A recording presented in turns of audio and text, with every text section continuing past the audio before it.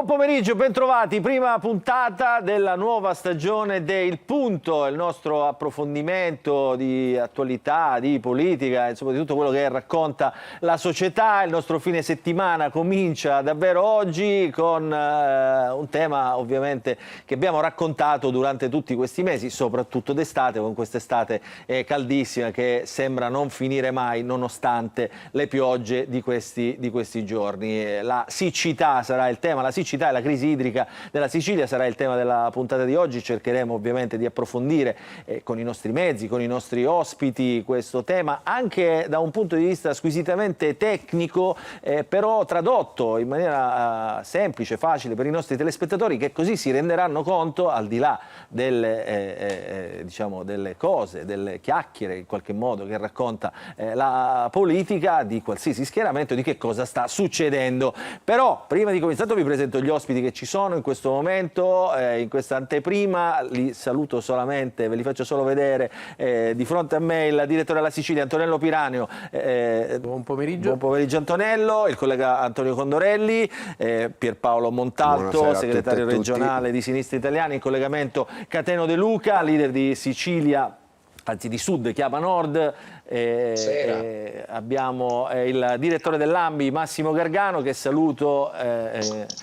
Buonasera a tutti qua. quanti voi, amici Però lo ascoltatori. dico a tutti, prima insomma facciamoci raccontare la siccità dal nostro Totò Calì, il nostro vignettista nostro e del quotidiano La Sicilia, che racconta sempre con sagacia e senso critico quella che è la società. Allora Totò, intanto ben trovato, come è stato l'estate? Bene? Tutto bene. Ma tu caldo non ne senti mai, col cappello, quelle cose, niente.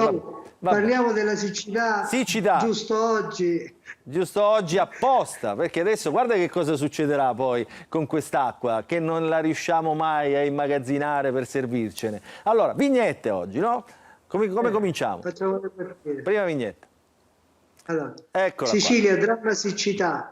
Abbiamo finito pure l'acqua che fa traboccare il vaso. La goccia che fa traboccare il vaso, la goccia che fa traboccare il vaso.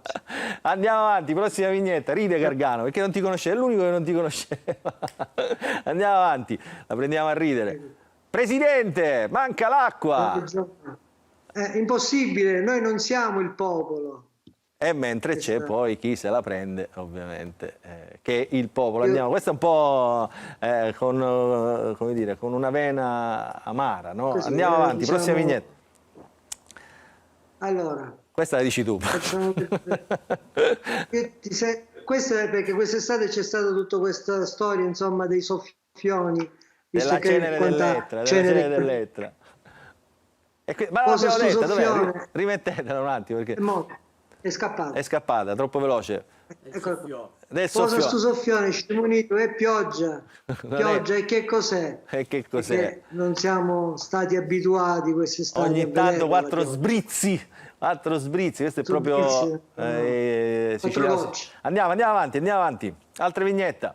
A Caltanissetta, questa è una bella storia anche di cronaca, cioè perché a Caltanissetta proteste per l'acqua. Il sindaco ha un malore in diretta TV durante una diretta di TV nazionale, quindi il sindaco che diciamo, raccontava tutto il malessere di una comunità. Allora che succede? Presto un bicchiere d'acqua, manca l'acqua, manca proprio l'acqua. Per la sopravvivenza. Andiamo avanti, noi sorridiamo, insomma adesso vedremo se dovremmo piangere. Allora, sta arrivando il maltempo.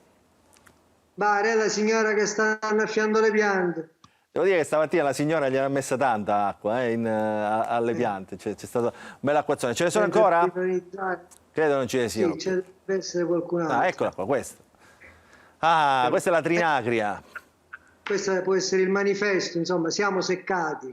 Con la trinacria che diventano 3 rubinetti. Scocciati, stanchi.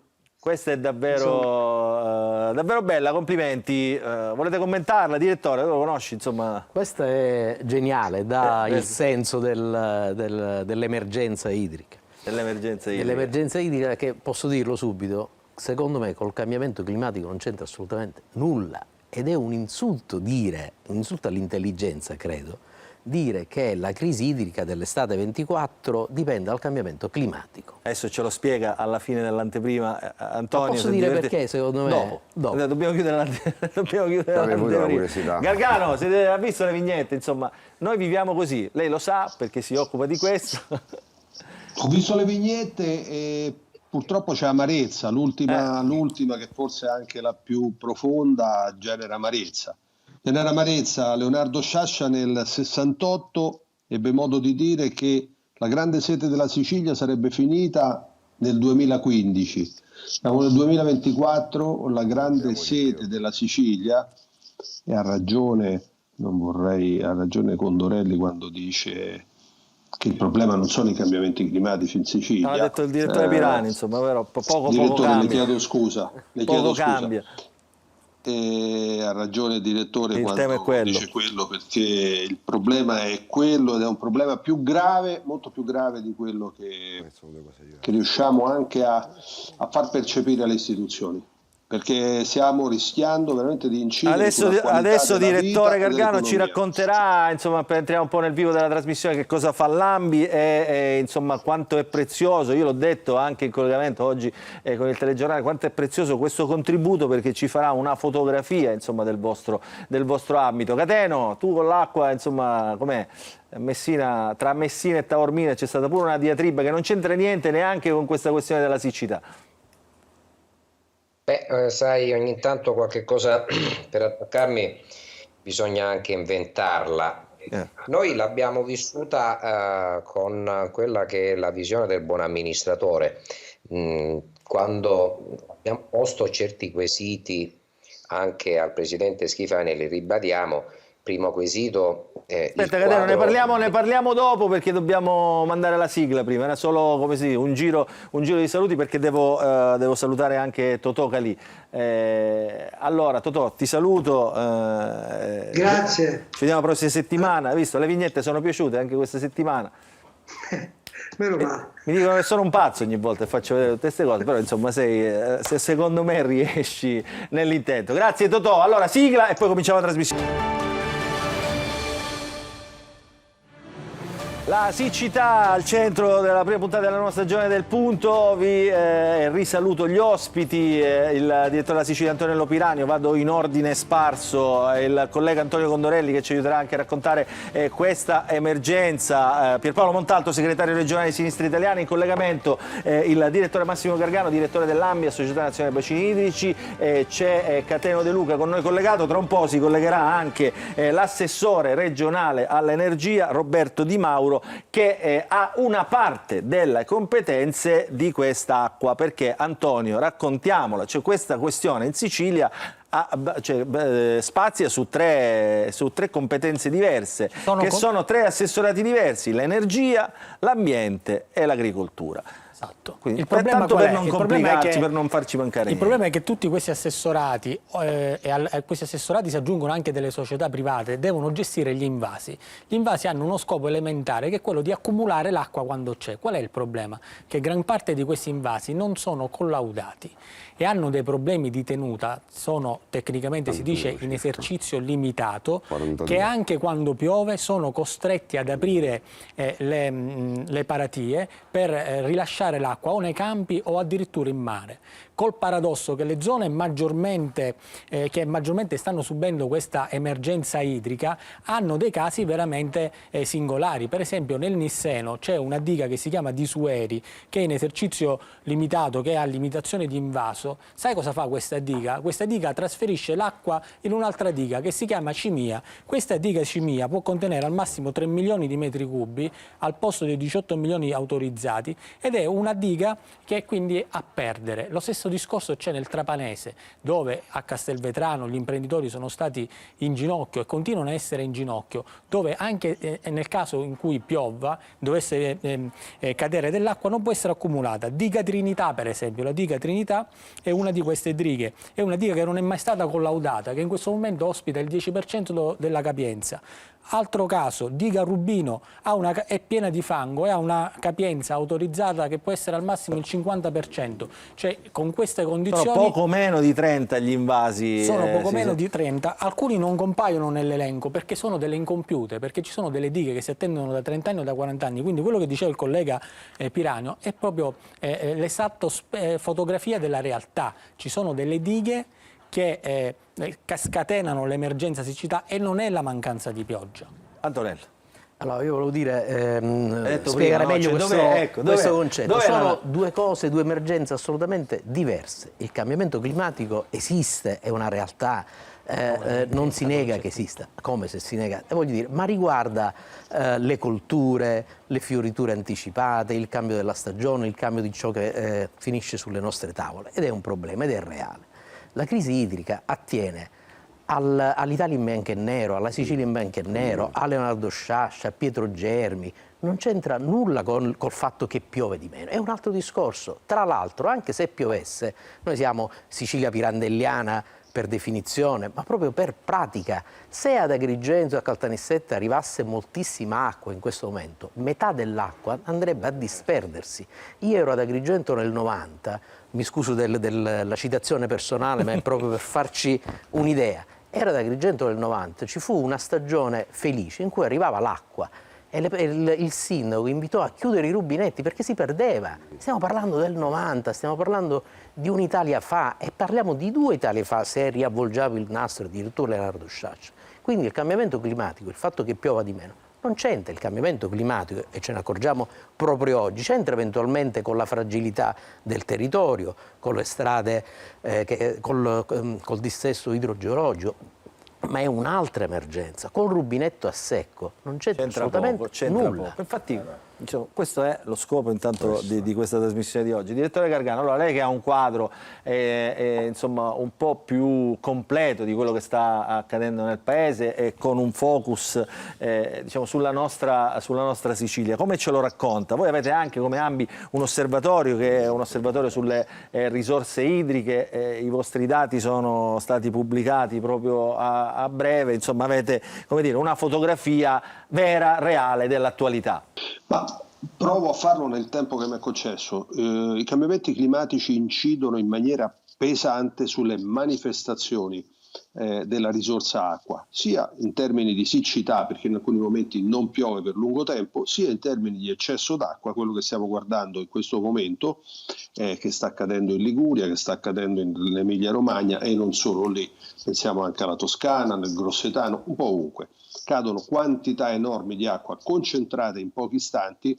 Abbiamo un territorio dove continuiamo ad edificare senza sosta, 24,1 ettari al giorno di terreno agricolo vengono cementificati ed asfaltati. È evidente che quest'acqua che cade concentrata trova cemento, trova asfalto, acquista velocità, fa danni. Questo è il primo problema. Normalmente la dovremmo allontanare quando è possibile nei fiumi o portarla nei 980 impianti di sollevamento che abbiamo lungo le coste italiane, sollevarla, buttarla in mare. Questo è quello che accade. Noi non governiamo fiumi, ma governiamo i 231.000 chilometri di reticolo secondario. La situazione siccità, il focus Sicilia, è un focus molto particolare. Io vi do un dato che spero aiuti. Prendo il dato del 2023, uno degli anni meno piovosi degli ultimi 20 anni anche nell'isola. Sono caduti sull'isola, sui 25.711 km² dell'isola, sono caduti 588 mm di pioggia, equivalgono a 15,2 miliardi di metri cubi d'acqua. 11 volte il fabbisogno della regione, che è valutato in 1,358 miliardi di metri cubi. Aspetti un attimo, Gargano, un attimo, perché qua appena detto questo numero, ovviamente, tutti quanti... Il dato è quello che ci fornisce Legambiente. Il 75% dell'acqua che passa dalle nostre reti idriche viene persa. Cioè il 75% dell'acqua. E vorrei ricordare che noi abbiamo perso i fondi per l'ammodernamento idrico previsti nel PNRR per disfunzioni amministrative e incapacità di presentare progetti validi. Faceva benissimo Antonio Condorelli a ricordare le dighe in che condizioni stanno. Ne abbiamo circa 42 ancora a funzionamento limitato e ho sentito un numero sproporzionato, 81 addirittura in fase sperimentale. La diga di Ancipa perde 90 litri di acqua al secondo dalle sue diramazioni. Noi abbiamo una rete idrica che è un colabrodo. Poi è verissimo quello che diceva Christian Mulder, non so se l'avete letto l'intervista che ha rilasciato al The Guardian, è un professore di ecologia ed emergenza climatica, che un terzo della Sicilia rischia di diventare un deserto, ma è altrettanto vero che poi queste disfunzioni trasformano quello che è un fenomeno mondiale sul quale dobbiamo ragionare tutti in un'emergenza amministrativa drammatica quotidiana, e sono queste deficienze strutturali a determinarlo. De Luca. È una fotografia di come la Sicilia non è stata amministrata. Abbiamo chiesto in aula più volte quanti miliardi ci vogliono per portare a un livello di normalità il servizio idrico, non solo quello del sistema idropotabile, ma anche per quanto riguarda quello del settore agricolo, e nessuno ne ha idea.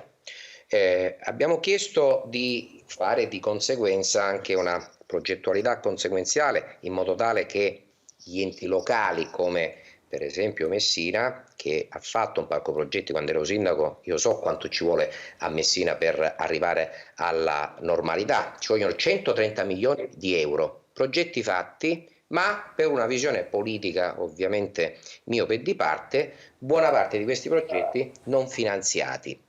Il tema è molto semplice: fino a quando la Sicilia non viene amministrata seriamente con una visione strategica, noi ci ritroveremo a farci rubare i soldi per finanziare il ponte sullo Stretto di Messina, che invece sono utili e indispensabili proprio esattamente per queste tematiche, perché il fondo di sviluppo e coesione ha proprio la finalità di portare verso l'alto quello che è il livello socio-economico e soprattutto delle infrastrutture di un'isola.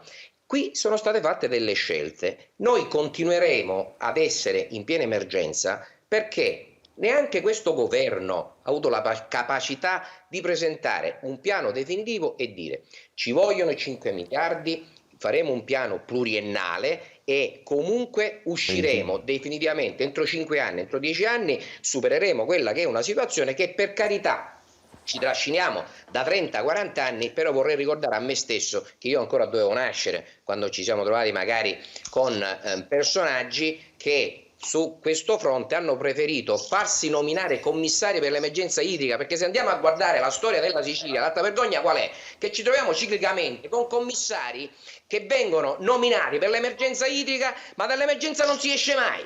Fermo là, De Luca, un attimo. Fatemi tornare un attimo a Gargano. Fatemi tornare un attimo a Gargano, perché Gargano ha, come dire, il quadro ovviamente di quello che succede. Diciamo, ma questa situazione diciamo di rallentamento, ecco, chiamiamolo così con un termine molto edulcorato, si registra in altre parti d'Italia, Gargano, proprio su questa storia delle strutture, insomma, di come si affronta questa emergenza, quello che è diventato anzi oggi un'emergenza, perché in realtà poi a regime non dovrebbe essere un'emergenza, dovrebbe essere una buona pratica, no? Cioè raccogliere insomma l'acqua quando serve per utilizzarla. Guardi, lei mi chiede dei dati, poi mi chiede anche delle ipotesi di soluzione. No, io non le chiedo delle ipotesi di soluzione, non la voglio mettere, non la voglio far fare il politico. No, ma io le ho, non le ho, mi sembra un po' forte. Io ho delle soluzioni. Faccio il presidente della regione, dice De Luca. Allora, la prima cosa che le dico, noi dobbiamo tentare di distinguere la rete potabile dalla rete che potabile non è. Sono acque trattate da un lato e acque non trattate dall'altro. La Sicilia da questo punto di vista, ma tutto il mezzogiorno italiano, è in grave ritardo dal punto di vista del potabile, ove si faccia eccezione per l'acquedotto pugliese.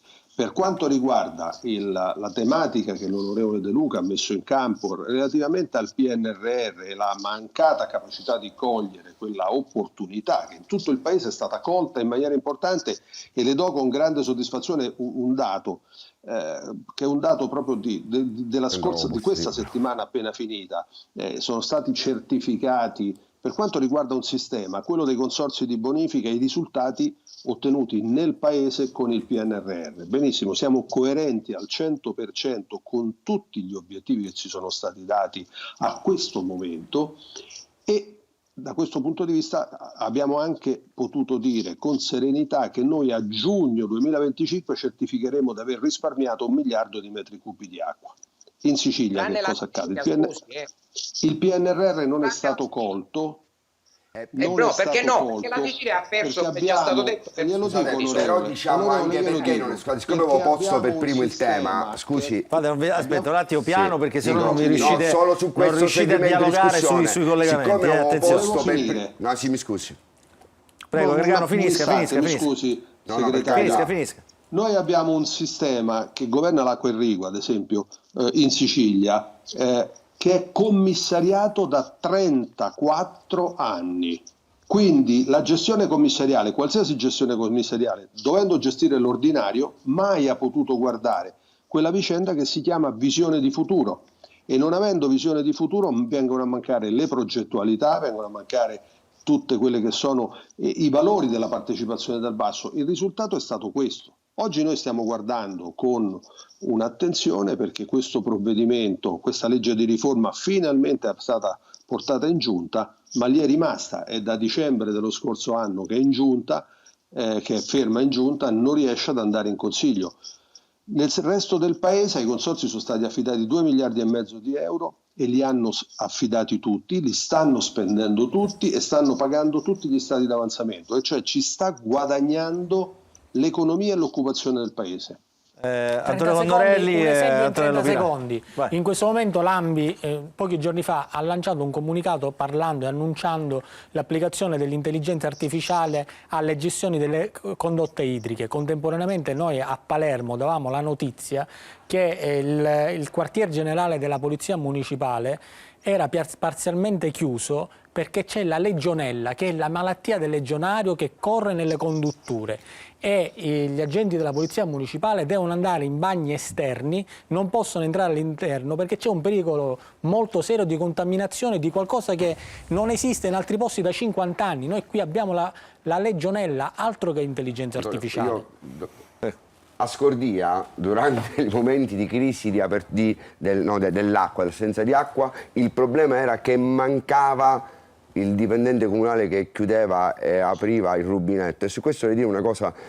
Voi, siccome avevo posto per primo anche, dottore, il tema sui fondi che abbiamo perso per il PNRR, come ad esempio è successo a Messina rispetto a dei progetti pronti, dobbiamo chiederci perché noi abbiamo perso questi fondi e com'è possibile che non siano stati approvati quei progetti. Io ricordo bene lo scandalo che ci fu proprio sull'ammodernamento della rete idrica, perché chi doveva vigilare, De Luca annuisce, penso lo ricordi anche lui, chi doveva vigilare veniva certificato che si trovasse lo stesso giorno, della stessa data, alla stessa ora, funzionario regionale a Messina e a Trapani, perché poi noi perdiamo i soldi per queste follie. E poi la gente non ha l'acqua ogni 7 giorni, come succede a Troina, o ogni 6 giorni nel Nisseno o in alcuni comuni dell'Ennese o Enna stessa, perché poi succedono queste follie. Per questo abbiamo perso i soldi del PNRR, per cose come queste, per l'assoluta incapacità di amministrare. Mi scusi, direttore. Allora, io intanto saluto che ci hanno raggiunto l'assessore Roberto Di Mauro, a cui tra un po' do la parola, l'assessore regionale all'energia, che diciamo tra i compiti del suo assessorato appunto ci sono anche le dighe, però l'abbiamo detto prima, assessore Di Mauro, questa competenza dell'acqua in tutti i suoi aspetti è divisa tra almeno 3 assessorati, che sono il suo, quello dell'energia, l'ambiente e l'agricoltura. E poi saluto anche Francesca Briganti. Francesca Briganti è la rappresentante di un movimento che si chiama le partite IVA, in questo caso le partite IVA siciliane. Salve Briganti. Io lo dico per i telespettatori, sono quei rompiscatole che fanno bene alla società, perché si mettono a scrivere, si prendono i dati, leggono, studiano e scoprono poi man mano delle cose. Oggi scopriremo, per esempio, Francesca Briganti tra un po' ce le farà vedere, tutte diciamo quelle cartine che sono nei cassetti della regione siciliana e che come dire, programmavano Buona, Briganti, adesso la sistemiamo, non si preoccupi. Che fanno vedere che la siccità, ovviamente, come hanno detto in tanti, era ampiamente annunciata, ma era ampiamente annunciata almeno un decennio fa, quindi insomma, e da lì non si è fatto niente. L'assessore Di Mauro ci sente o no? Se no io faccio vedere quello che sta succedendo nelle campagne con la siccità. Per esempio, quello che sta succedendo a un prodotto nostro di grande eccellenza, che è l'olio d'oliva, quindi gli alberi, gli ulivi che sono praticamente svuotati, le arance ne abbiamo parlato già. Un dramma. Non avremo arance rosse. Non avremo arance rosse, ma attenzione, abbiamo perché distrutto una qualità. sarà quello che sta soffrendo e che per ora non si dice il comparto dell'olio d'oliva, che è quello che noi esportiamo tantissimo anche all'estero. In questo servizio di Simona Mazzone vediamo quello che sta succedendo in una campagna come tante. In Sicilia si produce sempre meno olio. Gli uliveti non generano olive. La siccità quest'anno ha creato innumerevoli danni. Se l'anno scorso l'albero produceva dagli 80 ai 100 kg ad albero, quest'anno, come abbiamo visto, la produzione è pari a zero. Non ha prodotto neanche un chilo di olive. La situazione è drastica, causato dal cambiamento climatico, causato dalla maggiore siccità, dal caldo estremo che abbiamo subito quest'anno, dalle poche precipitazioni che non ce ne sono state, o perlomeno sono avvenute in un periodo non consono alla crescita dell'ulivo, in ritardo. Tutti questi agenti atmosferici hanno fatto sì che l'albero non producesse le olive. Anche in questo settore la perdita in soldoni è notevole. Stefano Cuscuna, figlio d'arte, è un produttore che esporta anche all'estero. Quest'anno ha dovuto rinunciare a parecchi ordini di clienti oltralpe e il prezzo dell'olio è arrivato alle stelle. Fino a 5 anni fa contavamo di una media di 180-250 kg di olive ad albero. L'anno scorso abbiamo subito una riduzione della nostra giacenza del 72%, quindi andando a incidere economicamente di un fatturato in meno di circa 250-300 mila euro, tant'è vero che abbiamo prodotto non più di 13.000 litri di olio, quando invece negli anni passati andavamo a produrre dai 30.000 ai 50.000 litri di olio. Quest'anno si stima una media ancora più bassa rispetto all'anno scorso. E questo poi è calato a terra il problema, Antonello, no? Recentemente anche nelle fiere internazionali l'olio d'oliva siciliano, l'olio extravergine siciliano viene preso come prodotto d'eccellenza, addirittura in alcune fiere anche più del vino siciliano, che è un altro prodotto d'eccellenza, che soffrirà evidentemente anche l'uva, la crisi, la mancanza d'acqua. Questi risultati, diciamo, 72% in meno di produzione. Assolutamente sì, io mi alzo ogni mattina e ci corriamo tutti quanti, ogni sera, accompagnati dalla parolina magica di questi anni, che è visione. A proposito di visione, allora noi abbiamo più o meno esultato, non tutti, sul fatto che la Sicilia investirà, il governo centrale e regionale investiranno sui dissalatori. Noi dimentichiamo due cose: i dissalatori li avevamo e li abbiamo chiusi, il governo Crocetta li spense. A Gela c'è un dissalatore che era di ultima generazione, che è chiuso, che è costato milioni, costa milioni per chiuderlo e non funziona. I dissalatori, non saranno pronti l'anno 21, c'è una programmazione almeno triennale, sono degli impianti energivori e noi parliamo di caro energia, quindi noi pensiamo di affidare il problema della crisi idrica a un impianto che nasce già costoso, che non sappiamo quando avremo, non prima di 3 anni. Cocini, il direttore della Protezione Civile, sul giornale di domani, ci ricorderà che l'anno 21 avremo dei mini impianti, dei dissalatori fai da te, per intenderci, dissalatori veri che costeranno, che faranno costare l'acqua parecchio. Bisognerà vedere chi pagherà quel costo dell'acqua, se è l'utente finale, l'agricoltore, l'ente locale, perché sono impianti energivori, quindi avranno un costo di produzione importante, saranno pronte almeno fra 3 anni. conoscendoci, noi siciliani ce lo possiamo dire, noi siamo cresciuti col mito della diga Blufi, della Nord-Sud, quindi 3 anni per i dissalatori mi fanno già, sarebbe fantastico averli, ma poi è una soluzione, ripeto, la parola magica è visione. Allora, avere i dissalatori è una visione funzionale al momento che viviamo? Sì o no? Allora dovrebbero dircelo chi governa, è funzionale? Di Mauro, questo rientra tra i suoi compiti, questo dei dissalatori? Guardo Di Mauro. Ai quali sono allora, Di Mauro, chiamato. io l'ho tenuta là, un attimo, io l'ho tenuta là ad ascoltare ovviamente perché diciamo, lei diciamo, riveste il doppio ruolo, cioè quello che dovrebbe dare delle risposte in quanto diciamo, consapevole di quello che sta accadendo su questo tema, o meglio su una parte di questo tema, io lo ripeto perché anche qui si genera confusione su questa storia di invasi, dighe, acqua irrigua, acqua potabile eccetera, cioè come si dovrebbe conservare, chi la deve tutelare eccetera. Su questa storia dei dissalatori però del quale si è discusso molto, diciamo questo è un tema, no? Un tema che bisogna affrontare. Le chiedo, può affrontarlo lei col suo assessorato? Guardi, il tema del dissalatori è una piccola parte di tutto il ragionamento ovviamente che voi avete fatto, su cui io vorrei intervenire per dire anche alcune cose che sono diverse rispetto alle cose che io poco fa ho avuto modo di ascoltare. Per quanto riguarda i dissalatori, lo stato dell'arte è il seguente. Noi abbiamo previsto nell'FSC una spesa di 90 milioni per la realizzazione dei 3 dissalatori che voi certamente sapete, per circa 600 litri di acqua a secondo.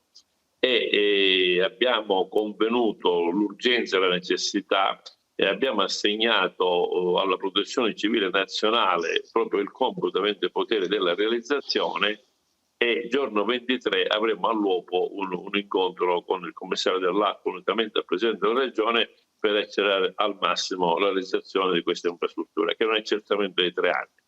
Il secondo problema che poneva il direttore, giusto, corretto, quello che i dissalatori sono impianti energivori, io devo rappresentare che proprio per la settimana scorsa in giunta ho portato una manovra che spostava circa 70 milioni per impianti rinnovabili funzionali a ridurre notevolmente il costo energetico dei dissalatori, quindi da 2,50 € a 0,50 €. Quindi abbiamo indicato le cifre, attendiamo praticamente l'ultimo passaggio che è quello del superamento della condizione abilitante, che altro non è che il recepimento di tutti i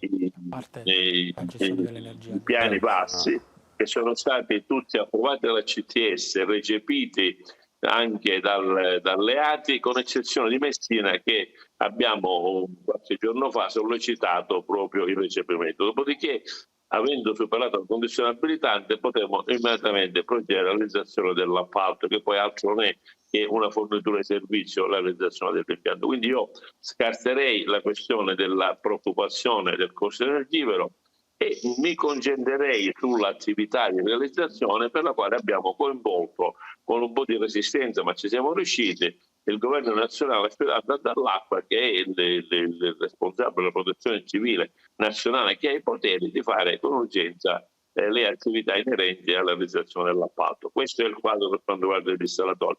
Poi se me lo concederà vorrei dire altre cose in ordine. Allora facciamo così, ci fermiamo un attimo per la pausa, tanto ancora c'è un po' di tempo, diciamo, che possiamo sfruttare. Ci fermiamo per una pausa per la pubblicità, poi ritorniamo ovviamente sempre con il grande tema che ci accompagna oggi, che è la siccità e la crisi idrica in Sicilia.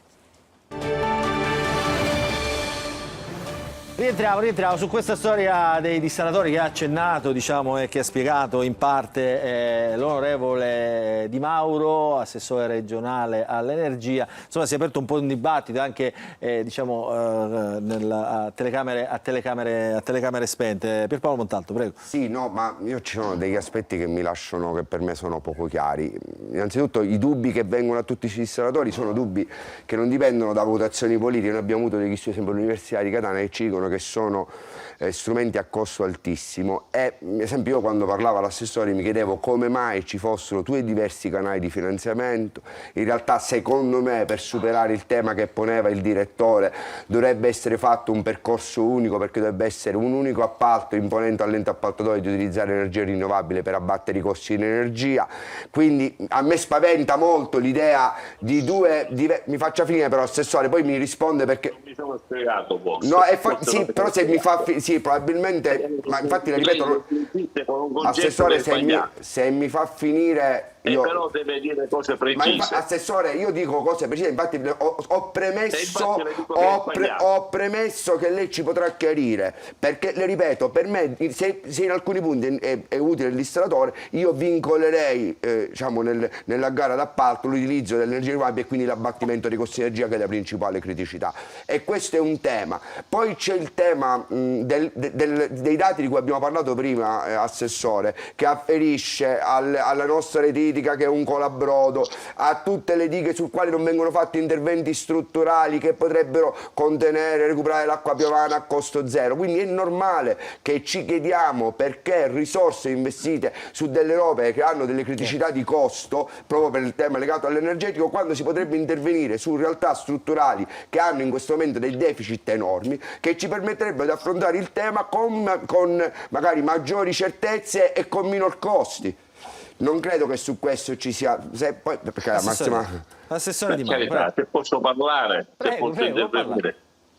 No, perché vedete, il punto di partenza del servizio idrico integrato è la legge 36 del 94, legge nazionale che è un recepimento di una direttiva europea, in cui c'è un chiaro messaggio: bisogna costruire attraverso le ATI l'affidamento del servizio idrico integrato. Quando io mi sono insediato 2 anni fa, ho trovato soltanto su 9 ATI l'affidamento di 4, Agrigento, Enna, Caltanissetta e Palermo. Dopodiché in questi 2 anni siamo riusciti a sbloccare 3 situazioni,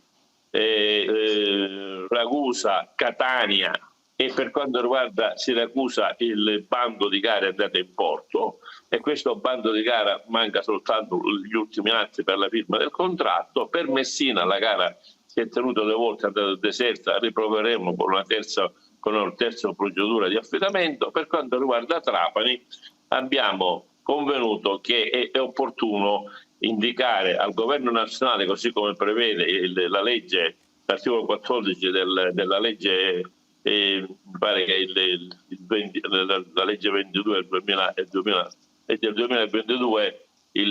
adesso non ricordo l'articolo con precisione, prevede che si possa questa procedura di affidamento la faccia lo Stato.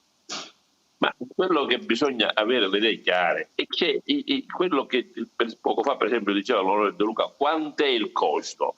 Ogni atto ha il dovere di fare proprio al piano ambito e il PERP. Cioè, ogni provincia, ogni ATI sa qual è il costo per mettere in sintonia il sistema delle reti idriche, che in questo momento, come giustamente fate rilevare, ha un deficit di 40-50% di perdite, e la regione siciliana, per quello che può fare, che sono fondi molto limitati, sono appena 77 milioni indicati nell'FSC, cosa può fare? Può sollecitare la realizzazione dell'affidamento a Messina. Auspica che il governo nazionale, come mi ha assicurato, dovrebbe anche procedere all'affidamento del Trapani. Poi sono le ATI attraverso la tariffa a trovare le risorse per la realizzazione degli impianti. Posso dire una cosa però, secondo me state entrando troppo sui tecnicismi. Diventa di difficile comprensione anche l'argomento. Poi arriva De Luca e... Anche perché la risposta all'assessore a quello che dicevo, però va bene, sentiamo De Luca, ma non ha risposto a quello che dicevo. Condorelli. E la società troverà... Vorrei chiedere al direttore Gargano... Per favore. Un attimo De Luca. Vorrei chiedere un attimino al direttore Gargano... Aspetti, Di Mauro, un attimo. Allora, vorrei chiedere al direttore Gargano se per caso lui ha contezza dell'esistenza in Sicilia di un piano per gli invasi. Ma guardi, questa era la conclusione, Condorelli, le rispondo, era la mia di la conclusione di che? Scusi, noi abbiamo Noi abbiamo parlato del problema delle olive, abbiamo parlato del problema dell'uva, io aggiungerei un altro problema. Alla fine il grano l'anno prossimo lo ripiantiamo, le pesche alla fine le irrighiamo se tutto va bene, ma poi vorrei parlare un attimo del dramma della zootecnia. Allora il tema dell'acqua, quella non la recuperiamo in un anno, una linea genetica ci vogliono decenni per farla. Allora il tema dell'acqua va affrontato in una maniera tale per cui, come ho detto all'inizio, in Sicilia l'acqua c'è, va raccolta. Bravo. E vi do 2 dati e poi per me credo che su quelli si possa costruire un ragionamento. Negli ultimi 50 anni in Sicilia sono state collaudate 7 dighe su 25, quindi c'è ancora da fare. Su 46 invasi in Sicilia, 20 va bene soltanto sono gli utilizzabili. Sul resto c'è un problema di manutenzione, di infrastrutturazione. Abbiamo presentato un piano invasi, lo abbiamo fatto insieme alla Coldiretti in tutto il paese, invasi da realizzare in fretta, poco costosi perché tutti senza cemento e multifunzionali, quindi in grado di dare l'acqua all'agricoltura, di ricaricare le falde, di produrre energia con del fotovoltaico galleggiante. Perché l'abbiamo fatto insieme a Coldiretti? Proprio perché abbiamo una visione del paese ed immaginiamo che agricoltura e turismo senza acqua non possono esistere e dobbiamo intervenire. Di questi 10.000 invasi, 400 sono già pronti e c'è anche una quota siciliana, perché nei nostri 2 consorzi di bonifica comunque c'è ancora una resilienza delle competenze, per cui abbiamo un pacchetto di ingegneri e di operai che sono in grado di individuare siti e progettarli. È chiaro che abbiamo bisogno della collaborazione, di una sensibilità istituzionale e su questo ci rendiamo disponibili, assolutamente disponibili. L'acqua si può stoccare quando è troppa per averla a disposizione invece quando manca e nel frattempo la possiamo utilizzare per tutti gli altri usi. Ecco, su questo anche la Sicilia è in grado di fare la sua parte, però deve essere messa in condizione di farlo. Ma c'è una data in cui questi invasi non collaudati saranno collaudati e messi in sicurezza? Domanda che vale anche per l'assessore Di Mauro e che purtroppo passa anche da una competenza del governo nazionale. Prego Assessore, so che voi avete lavorato, avete predisposto dei progetti, però realmente esiste una data in cui queste dighe saranno in funzione?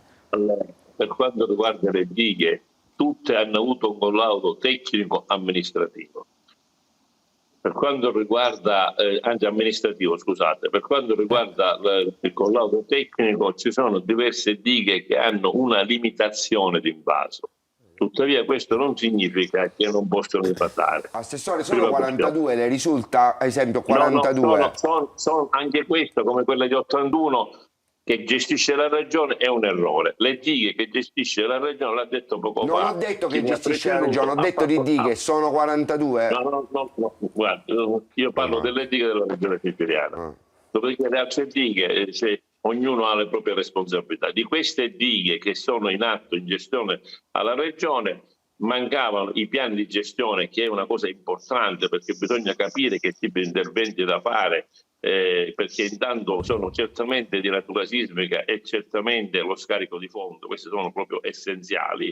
Noi abbiamo praticamente redatto i piani e approvati dall'UTD, che credetemi non è una cosa facile, per un numero, mi pare che sono 21, anzi 22, ne mancano 4. Dopodiché abbiamo affrontato progetti per superare le condizioni di sicurezza e le condizioni anche relative allo scarico di fondo, che ripeto è molto importante, per 239 milioni, che sono così suddivisi, in parte sull'FSC, circa 139, il resto una cinquantina che se ricordo bene andranno a valere sul FERS e il resto praticamente è stato finanziato, è stato inserito a valere nel 2026 nel FINIS, che è uno strumento, un bando meglio ancora, che ha fatto il Ministro dei Lavori Pubblici proprio per consentire l'avvio del recupero di alcune dighe. Il resto appartiene al servizio idrico integrato, cioè appartiene al sistema degli affidamenti e servizi che attraverso la Tari debbono recuperare le risorse per fare l'impianto. È inutile pensare che la regione o lo Stato possa finanziare le reti idriche italiane. La legge non lo prevede. Ok, va bene.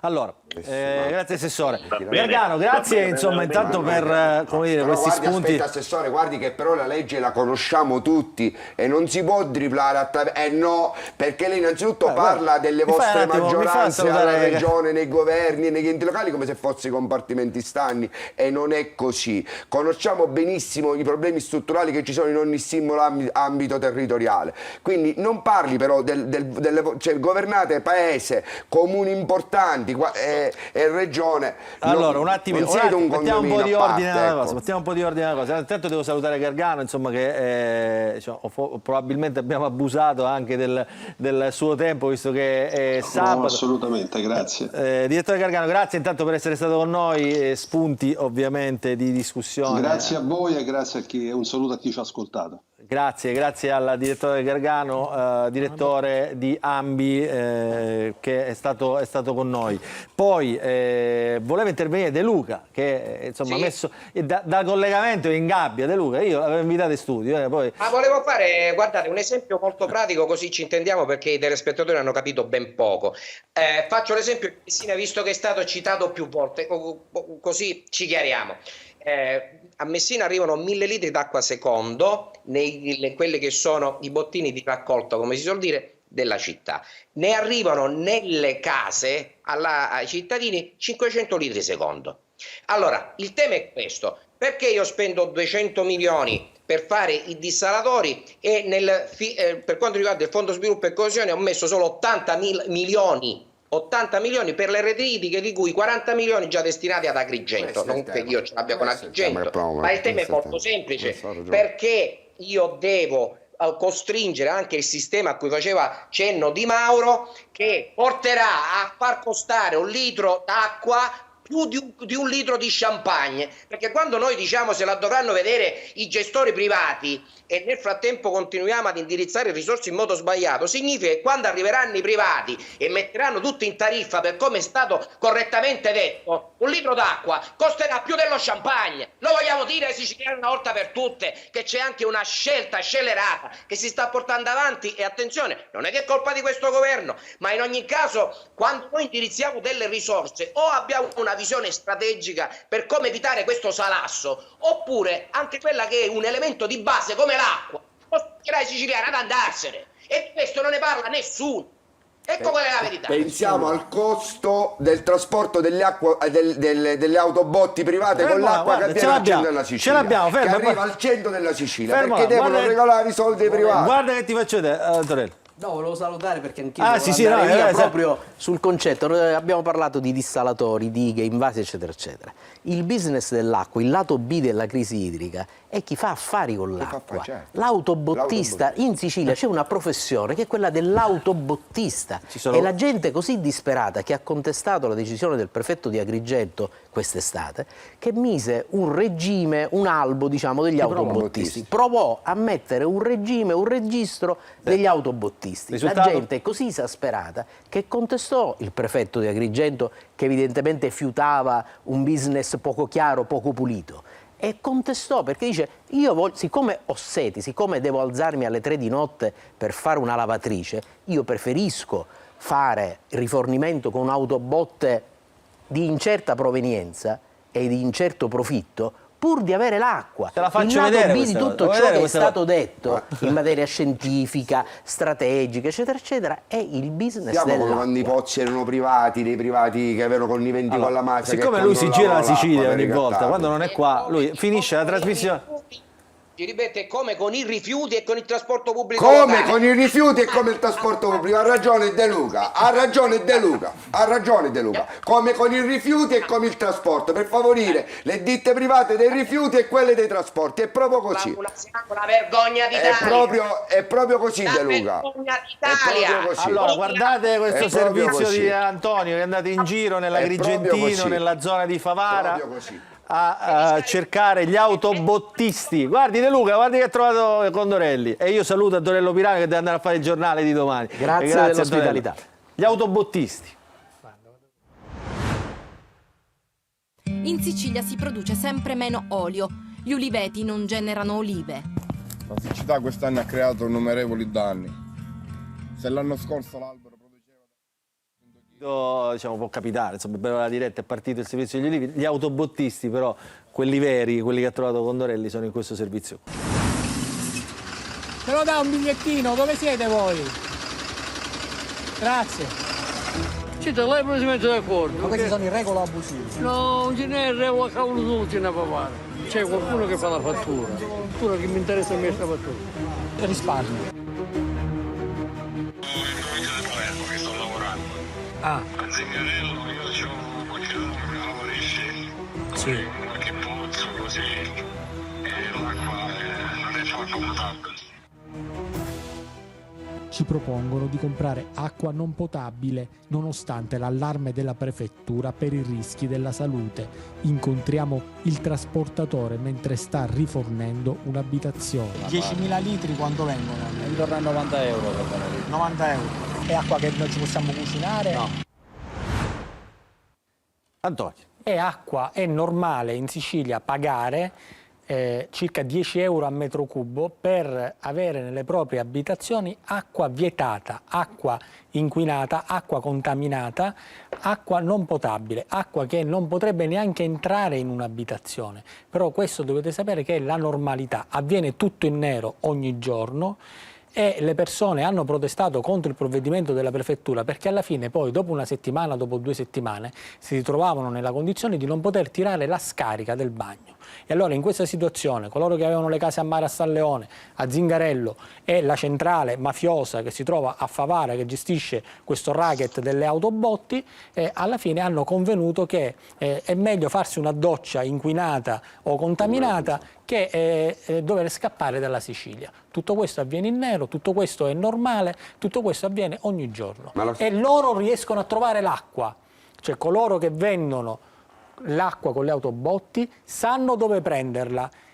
Coloro che invece gestiscono gli enti di distribuzione dell'acqua o coloro che gestiscono le reti idriche non sanno dove prendere l'acqua, ma loro, chi gestisce il traffico dell'acqua in nero, sa benissimo dove prenderla. Ma c'è sempre la sensazione che allora saluto senza senza accappatoio l'onorevole Davide Faraone che in queste settimane sta protestando insomma moltissimo. L'ultimo suo intervento alla Camera è proprio sul tema della siccità in Sicilia. Benvenuto onorevole Faraone. Buonasera a tutti voi. Che ha visto questo servizio, così come lo hanno visto gli altri ospiti insomma, che sono in collegamento, Cateno De Luca, Roberto Di Mauro, assessore regionale all'energia, e la nostra Francesca Briganti delle partite IVA. Faraone, che ci dice? Dico che il servizio, ma un po' da qualche giorno stanno emergendo casi molto simili e inquietanti rispetto alla situazione di totale anarchia che stiamo vivendo in regione. Noi abbiamo purtroppo sicuramente un ritardo atavico che ha responsabilità diffuse, ma poi c'è la gestione dell'emergenza che è tutta in capo a questo Presidente della Regione e che di fatto è non gestita. Noi già l'anno scorso, l'estate scorsa, sapevamo che si sarebbe verificata probabilmente questa condizione di emergenza. Hanno dormito per tutti i mesi in cui dovevano riattivare i dissalatori, per tutti i mesi in cui dovevano rimettere in funzione i pozzi, li dovevano tirar fuori dall'inquinamento, dovevano agire per l'emergenza qualora ci fosse stata la necessità. Invece sostanzialmente siamo stati immobili e dopodiché a maggio-giugno, quando è esplosa l'emergenza, l'ha detto il ministro Miccichè in aula, non lo sto inventando io. Miccichè ha detto: a maggio abbiamo avuto la segnalazione da parte della regione di richiesta d'emergenza, abbiamo dato a lui, al presidente della regione Schifani, i poteri di commissario e da quel momento è partita tutta la macchina dei finanziamenti, del ripristino dei pozzi. Scusi, c'è stato un lapsus, forse il ministro Musumeci, non il ministro Miccichè. Che ho detto? Miccichè. Dico, no, forse l'onorevole Faraone penso sempre a Miccichè. Guarda De Luca che sta De Luca ride. Mi mettete la faccia di De Luca che è veramente uno spettacolo. Appena sentito Miccichè ha cominciato a ridere. L'abbiamo visto. Perché sono amici adesso, perché sono diventati amici, no? Adesso anche loro, insomma, anche su queste questioni. No, non siamo diventati. No, lei dice che De Luca sì. Anche con De Luca sono sempre stati amici. No, ma sempre hanno avuto un amore. Sempre. Combattuto, ma era pur sempre un amore. Sempre. Quindi stavo dicendo, al di là del lapsus, che la responsabilità è tutta in capo al Presidente della Regione, che continua a accumulare commissariamenti, però poi non li segue. La cosa che mi tormenta è il fatto che noi abbiamo intanto un sistema che non funziona. Io sono dell'idea che il lato non dovrebbe essere il sistema degli ambiti territoriali non dovrebbe essere così parcellizzato, ma dovremmo avere un ambito territoriale ottimale unico, che dovremmo avere un unico soggetto industriale che segue le politiche dell'acqua in tutta la regione, che dovremmo avere una tariffa unica per tutti i siciliani. Mi scusi Farone, siccome questa questione dei ghiato, mi ricordo noi da sinistra la criticavamo tanto e altri del centro-sinistra la pensavano in modo diverso, che vuol dire un unico soggetto industriale?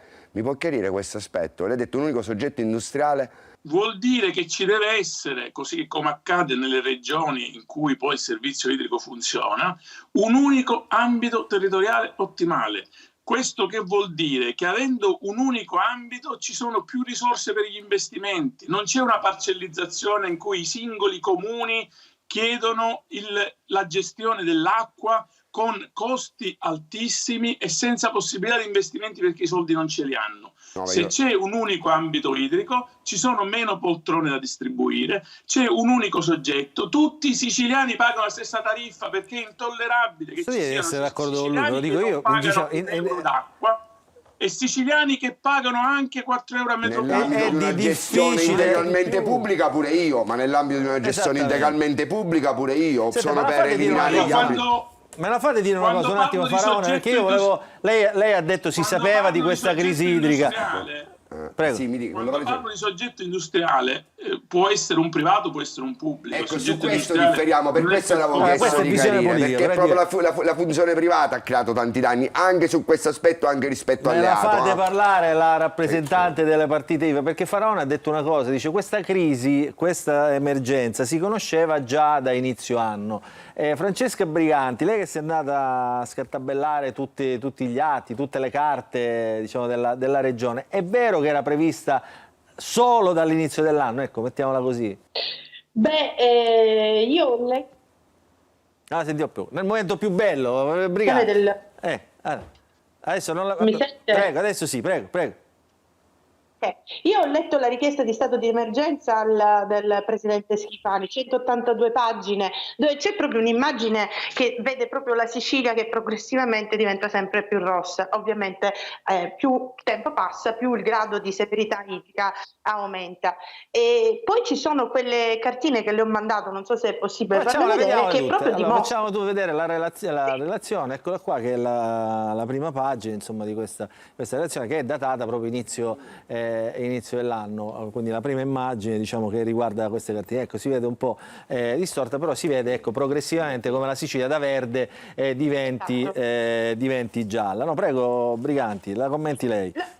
Spiega subito, è molto semplice, progressivamente aumenta lo stato di gravità e conseguentemente la regione doveva prendere i provvedimenti, ciò che abbiamo scritto anche al ministro Lollobrigida il 17 maggio scorso, quando abbiamo mandato questa nota, che tra l'altro era anche una nota di biasimo, perché si vede palesemente che non ci sono stati interventi proprio per mitigare il problema. Più che altro si è pensato chiudiamo i rubinetti siciliani e buonanotte, e invece no, perché se poi andiamo a vedere le altre cartine, che questa è eccole qua.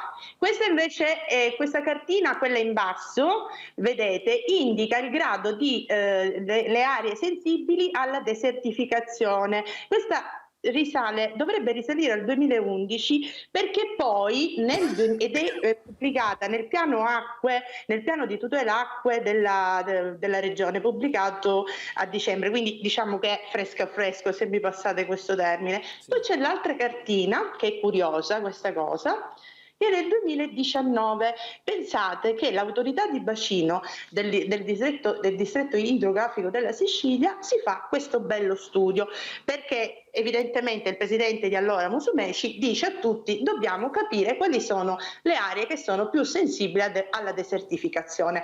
Ora, se il dottore Ciliberti li mette assieme le due cartine, le facciamo vedere anche ai nostri telespettatori. Vediamo se ci riusciamo, ecco, vediamo se riusciamo a mettere insieme tutte le cartine. Diventa complicato, però. Proviamo. Lei continui la spiegazione, adesso non si può, mi dico dalla regia. Vediamo quelle anni erano uguali. Sostanzialmente, diciamo, questo è. Sì, sostanzialmente sembrano uguali queste due cartine, sono inserite in documenti, uno del 2019, governo Musumeci, e uno nel 2023, piano di tutela delle acque col governo Schifani. Quindi ci fate capire quello che è successo, perché già si sapevano che c'erano delle aree in Sicilia, che poi a quanto sembra pare che era tutta la Sicilia che si doveva desertificare, perché è tutta rossa, si può dire, e perché non è stato fatto nulla. Questo è quello che si chiedono gli allevatori che sono con noi in questa lotta, gli agricoltori, che tra poco avremo una commissione, un'audizione in commissione ambiente alla fine del mese, dove chiederemo tutte queste cose. Perché vede Ciliberti, il problema è un problema di metodo. Il presidente della regione, secondo quello che dice lo statuto, articolo 14 dello statuto, ha la legislazione esclusiva del governo dell'acqua. Quindi tutti questi voli che sono stati fatti, sono stati detti fino ad ora, mi perdoni anche l'assessore, io non li condivido assolutamente, perché noi godiamo anche dello svantaggio dell'insularità. Ce l'abbiamo, ecco, abbiamo messo tutte le cartine che avevamo tutte insieme. Guardate, ora io sono un umile ragioniere e magari forse non ne capisco tanto, ma a me sembrano uguali, però è una cartina del 2011 che viene riportata in due documenti, uno relativamente recente e l'altro aggiornato al 2023, e lì è saltato subito al mio occhio. Ho detto: ma che succede qui? Cioè, lo sapevano già da prima che la Sicilia stava... Mi regali una battuta? Prego. La crisi idrica e la scoperta dell'acqua calda. La scoperta è così. Da chi la vuole questa risposta? Qualcuno può soddisfare questa sua domanda tra gli ospiti presenti? Io posso dire la mia, secondo me non fanno niente, perché deve essere creata l'emergenza per favorire quei privati di cui parlavamo prima.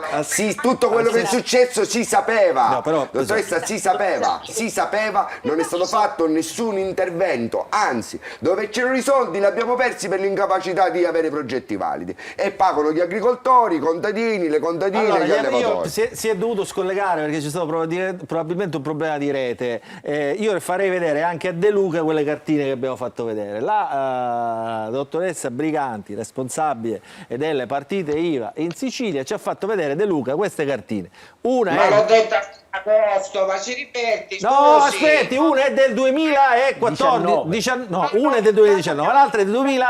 A posto questo, quando abbiamo fatto un esposto nei confronti della gestione clientelare, l'ho detto chiaramente anche della cabina di regia, che con 20 milioni di euro ha fatto figli e figliastri, ma per cortesia, ma glielo dico onestamente, anche di quando è stata annunciata già, di quanto si sapeva e di come doveva essere già affrontata l'emergenza idrica, e già sono storie che abbiamo affrontato anche nel Parlamento. Ora, però io vorrei dire una cosa. L'assessore Di Mauro, che è notoriamente persona seria, diciamo che ha avuto l'incarico di questo assessorato, l'ho detto in più interviste, l'assessore Di Mauro era un assessorato sguarnito, mancava di tanti tasselli importanti. Ora, cerchiamo di proiettarci, assessore, un po' in avanti, senza, diciamo, le beghe della politica. Che si può fare, diciamo, subito, immediatamente, per, come dire, tamponare un po' queste emergenze? Volevo però fare due precisazioni. Prego. Le risorse che noi abbiamo previsto per i dissalatori sono 90 milioni. Questa è la prima considerazione. Per quanto riguarda il dato energetico, abbiamo fatto degli studi e il dato con l'impianto che faremo da 2,50 euro scenderà a 0,50. Questo lo dico perché più volte ho visto che si ritorna sull'argomento dei costi elevati energetici come se io quello che ho detto prima non era stato ascoltato. La terza questione, poco fa l'onorevole De Luca ha fatto cenno alla cabina di regia. La cabina di regia ha operato un'attività non tenendo conto delle risorse che ci sono nella disponibilità, ma intanto esaminando tutte le pratiche, e fino ad oggi noi siamo riusciti a porre finanziamento su 28 milioni e 600 mila. Nell'assestamento di bilancio abbiamo indicato altri 30 milioni, di cui 2 milioni e mezzo sono per servizi, per tutte le opere, forniture e cose di questo tipo. Il resto sono risorse che sono destinate alla copertura di questa rigenerazione dei pozzi, che non è la soluzione del problema, è comunque un tampone per ogni realtà. Beh, dove vengono trovati 10 litri secondo, 8 litri secondo, 2 litri secondo. Bene, assessore, chiarissimo, va bene. Allora ci fermiamo un attimo, pubblicità, poi io vi voglio fare vedere anche come questa siccità, che da noi in questa parte della Sicilia, diciamo, si vive meno rispetto al centro e alla parte occidentale della Sicilia, mi riferisco alla zona di Agrigento, quanto ci costa davvero nelle tasche nostre, della massaia, di chi va a fare la spesa, di chi va a comprare il pasto ogni giorno. Subito dopo la pubblicità. Rientriamo in diretta nell'ultima parte della nostra trasmissione. Vi avevo detto prima di andare in pubblicità, guardate quanto costa la crisi idrica, l'emergenza, la siccità nelle tasche dei cittadini. Con Simona Mazzone siamo andati al MAS, che è il mercato ortofrutticolo, all'ingrosso, dove vendono la frutta, la verdura, ma c'è anche una parte diciamo, che si occupa del pesce. Guardate che cosa ha scoperto il servizio.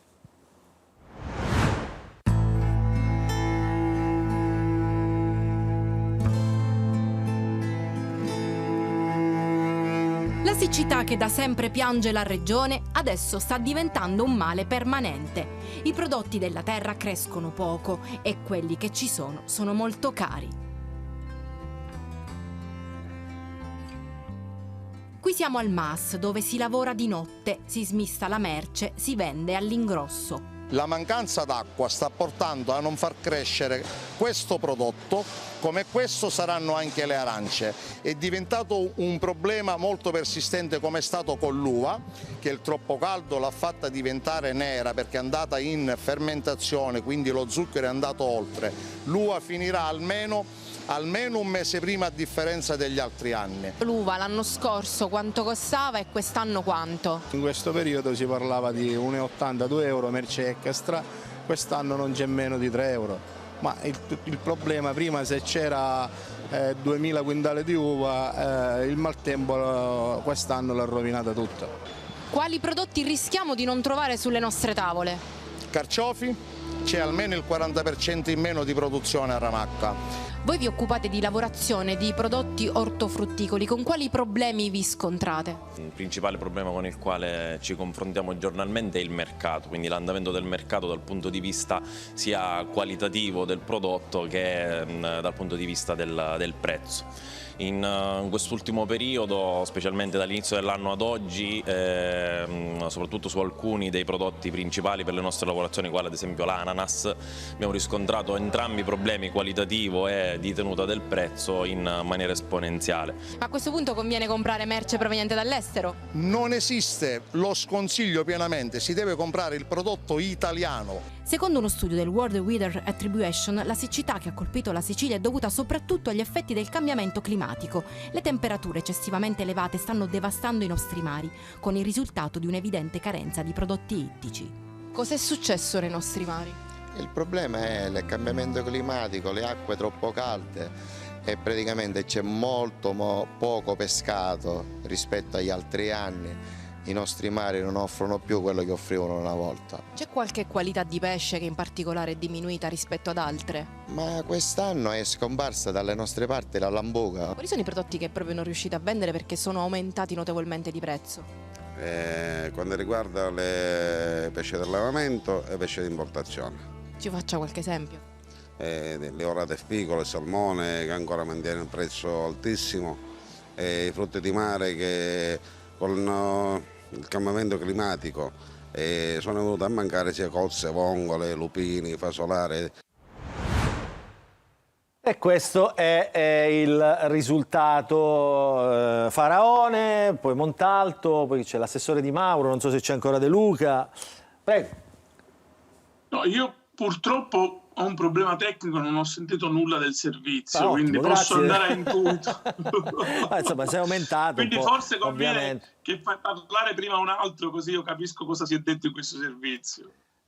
Montalto, che conosce bene anche, come dire, la questione questi della sono i drammi, agrumicoltura, i drammi reali, i giardini come li chiamavamo noi, gli agrumeti bruciati, le olive che non vengono prodotte, questi sono poi i drammi reali. E allora la prima cosa che mi viene da pensare è, guardando tutti questi agricoltori che sono stati prima strozzati da una filiera commerciale folle, sono stati strozzati dall'assenza di politiche agricole reali, oggi si trovano di fronte ad un dramma che è quello dell'assenza di acqua, quando anche proprio l'utilizzo dei fondi, ne parlavo prima quando ero Condorelli, quando l'utilizzo dei fondi che arrivano dei comunitari vanno a favorire solo i grandi latifondi che spesso e volentieri anche sul tema dell'acqua creano problemi, perché vorrei ricordare che noi io ho letto un articolo molto bello che riguardava il modo in cui gli arabi riuscivano a conservare l'acqua e a creare questa rete di acquedotti e a tenere sempre l'acqua nelle campagne. Allora io credo che ad esempio recuperare un rapporto sano tra l'agricoltura e il territorio serva anche all'acqua.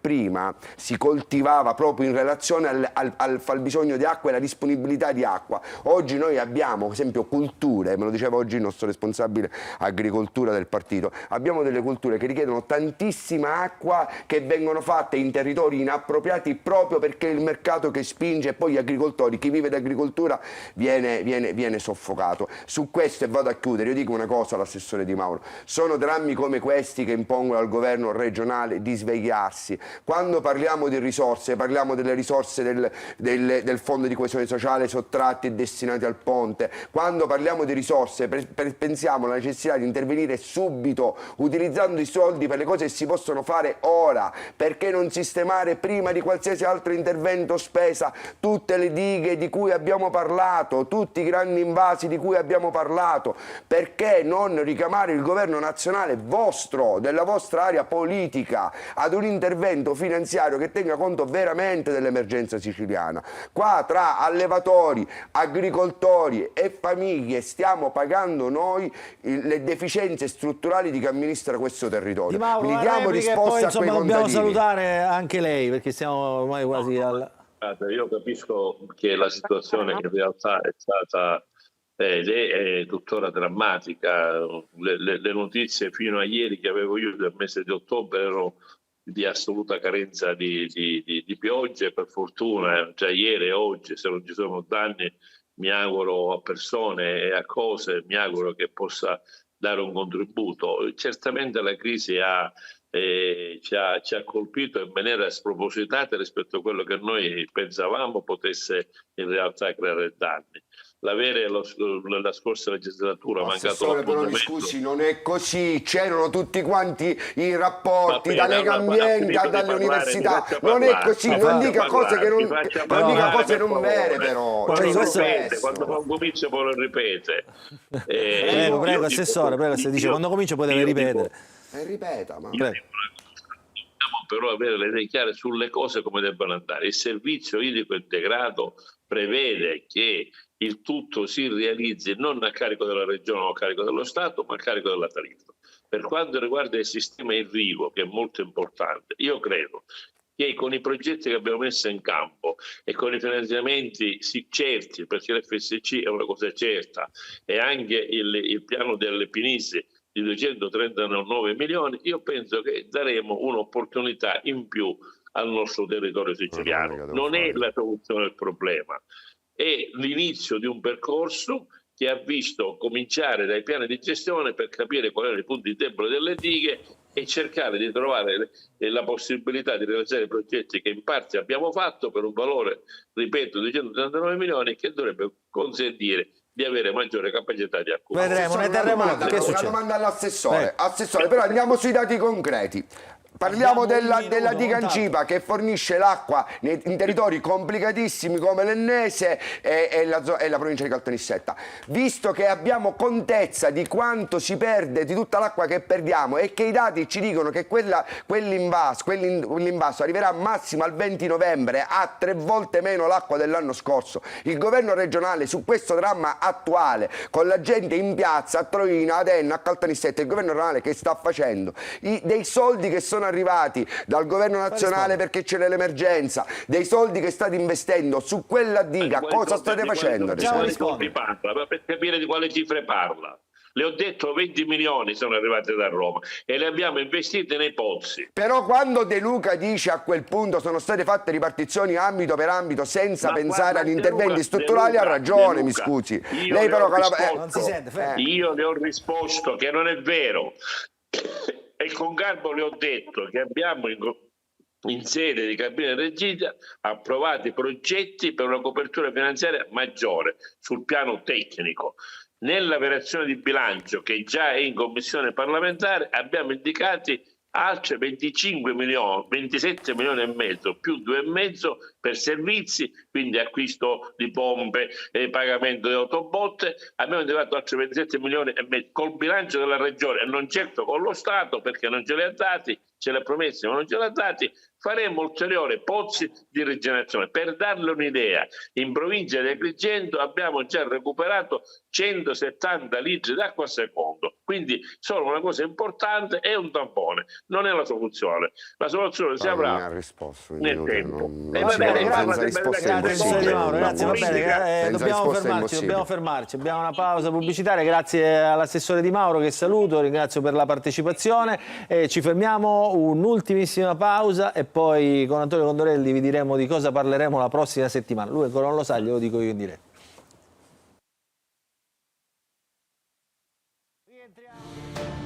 Diretta, ho visto il nostro, diciamo, la nostra tendina ad aprirsi, quindi insomma rientriamo in diretta solo per i saluti. Intanto ringrazio e saluto la dottoressa Francesca Briganti delle partite IVA che ci ha dato quelle cartine esaustive. Dica l'ultima cosa, 30 secondi.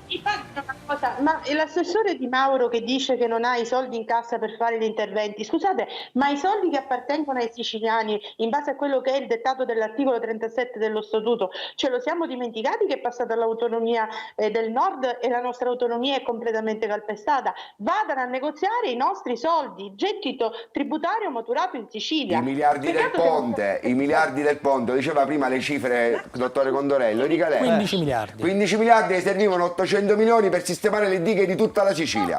Questa è la vostra battaglia, grazie Briganti, ne parleremo un'altra volta, lo sa, tanto lo invito sempre, insomma lei diciamo, è una dei tanti nostri, come si dice, whistleblower, come si dice in inglese, insomma quelli che ci suggeriscono.